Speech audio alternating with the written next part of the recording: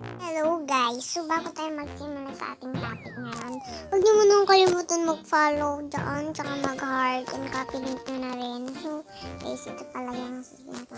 So gusto niyo ba guys ng merong third person na parang naka-overlay rin?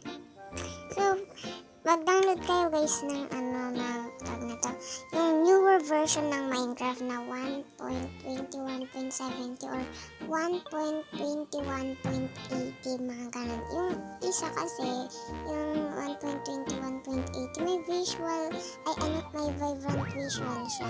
Pero di ko naman alam kung paano gamitin yun eh. Kaya 1.21.70.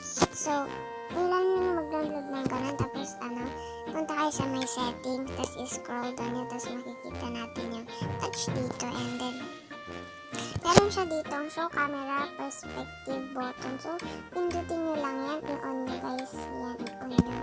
Tapos meron na kayo ganyan guys, so diba naka-overlay lang siya, so basic lang yan. So pwede naman yung mga dyan, meron din naman ganyan guys, yung naka-overlay. So I think alam nyo na yun, so yun lang, bye bye.